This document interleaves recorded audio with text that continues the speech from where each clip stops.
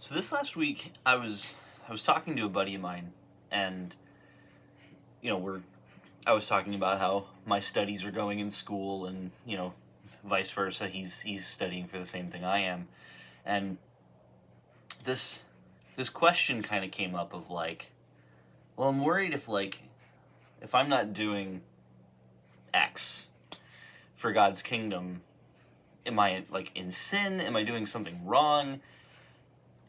And it was really like kind of wrestling with this idea of like, if I'm not constantly like on the streets evangelizing, constantly on a missions trip, if I'm not always doing something that is direct evangelism, or maybe like teaching in a pastoral sense, because he and I are both studying to go into the pastoral office. And that can be such a tricky question, because it's like, it can be easy for us to fall into doing something we just like to do and wonder to ourselves like, well, I'm playing video games right now and I should be out making disciples of all nations and all these other things that can enter your mind. And it's a reasonable concern. We should exercise caution and be careful to not fall into sloth, for example, and never do anything outside of maybe those slothful hobbies, or we can make idols of these things and place them before God, or some of us would opt to not go to church because I think we're on season 4 of Warzone. I don't know, I haven't been playing lately. The new season dropped, and I was like, well, I'll go to church next Sunday. Like, I gotta get leveled up on the battle pass, otherwise all my friends will outpace me and have these skins that I don't have, and then I'll look out of place in the squad. Like, it's easy to have these things like become idols, and when we should be placing God in those positions. So it's a reasonable concern, and I think if it's a concern you have, it shows your heart is actually in the right place. But does that mean that by no circumstance we like playing video games is wrong, or having hobbies outside of evangelism and teaching the gospel is wrong? And really the answer is not only no, but I think it's a fairly resounding no. I think it's not only acceptable to enjoy the gifts that God has given us, but not only can we just enjoy them and love the things that God has blessed us with, they're useful to evangelism. Like, obviously, like, you'll notice, like, the camera's turned around. This is the other half of my office that you never get to see. And I did this for a reason, is to show that, like, well, I'm not just Bibles and theology books. I play video games. I play guitar. I'm a huge Star Wars fan. I mean, all these books over here aren't even religious. They're completely different subjects entirely. It's history and psychology and fiction and all this other stuff. And am I in sin because I know a lot about Star Wars because I've sunk hours and hours and days into learning the lore? No, because 1, it's okay to enjoy things. 2, the relationships and friendships you can build in these environments and in these hobbies are means to evangelism. The big one in my mind is music. Does it mean that every song that I write and every song that I perform has to be gospel-centric? No, not at all, because the environment I find myself in as a musician, I was actually a full-time musician for several years, and the connections and friendships I made through playing music full-time in the secular scene has given me a huge network of people who now, just by knowing me, are being exposed to the gospel through my obsession with it. That by engaging in things that aren't evangelism by their very nature does not mean these things do not build forth a relationship with God and construct the kingdom. And video games is a great example. The friendships I've made just playing video games, and even with my childhood friends, just engaging in something that me and all my friends enjoy gives me the opportunity, even just in passing, to talk about God. And oftentimes I'm not even the one who brings it up. Questions get asked of me.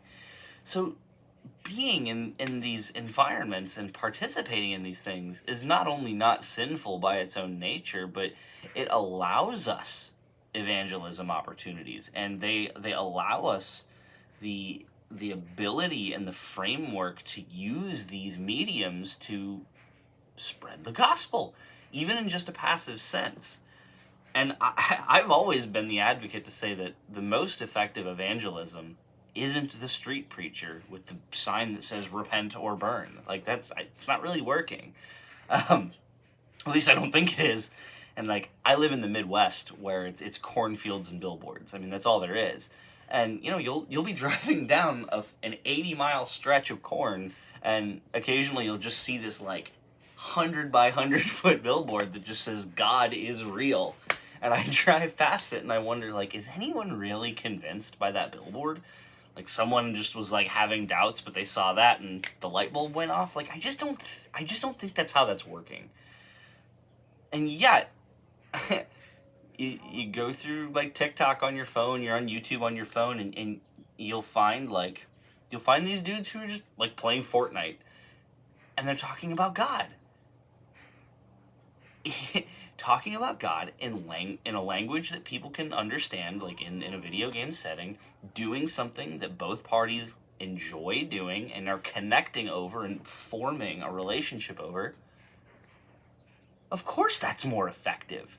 Of course that's more effective than simply just screaming gospel verses at the top of your lungs to strangers. Like, obviously there's a better and more efficacious way of doing that, and one of the best ways in my mind is to do so using the gifts that God has given us. Whether you're a musician, you're an audio guy, tons of people come into the church these days in these more contemporary church settings because they're audio nerds, and some of these churches have these incredible lighting and audio setups that draw people in, and people find the gospel there. Like, evangelism is so much more than street preaching. It's so much more than mission trips to third world countries. Not that those things aren't incredibly valuable, and we should be doing those too, but we shouldn't feel shame in enjoying the things that God has given us, and in addition to that, using those things to further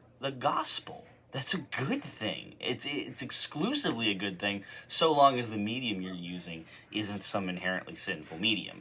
So no, don't feel like just because you have faith in God that you have to give up your video games, that you have to give up your guitar, that you can't watch Star Wars anymore. These are all things that make you who you are and draw people to you that you can evangelize to. It's not this like super black and white, you're doing it or you're not.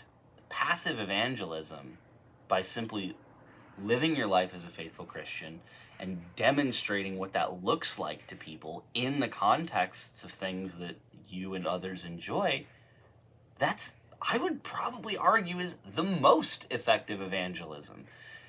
These are all the stories of how we hear people coming to Christ. It's through other mediums.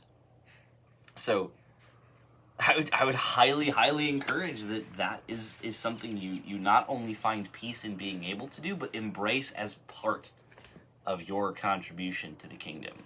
Because remember, it's not about have I done enough for the kingdom. It's not have enough people come to God through me.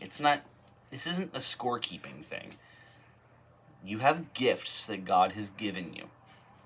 Even some of these gifts that society these days might look at and say, well, I guess it's changing, but would say like that's inherently a bad thing. Like, video games have this terrible reputation, and yet the networking and the community around video games it's crazy the amount of people that video games reach, and people are using it to evangelize. So these things can and often are good, can be good and often are good, and can be used for that purpose. So do that.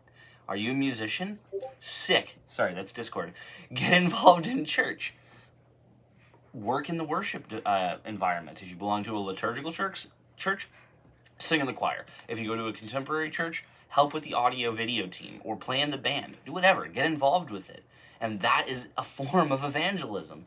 If you play video games, I don't know, start streaming or even just play with randos. And if the conversation comes up, sick. If it's just you playing with your friends, bring it up on occasion. Don't be annoying about it because that drives people away, but bring it up. It really doesn't matter so long as what you're doing itself isn't inherently sinful. Use it for God. Glorify God with your gifts and your passions. Not only is it okay, I would argue it's expected of you. If you're a good musician, embrace that. Use it for God. You're good with technology, embrace it. Use it for God. You're a good speaker, use it for God. Again, love and embrace the things God has given you gifts in and use them to glorify Him. That would be my advice. So you don't need to feel shame in staying up until 3 a.m. with the boys, playing Lethal Company, if it means that through that means, the glory of God is being brought about through it, be it through your behaviors, through your communication, through the questions you're answering. All things good point to God.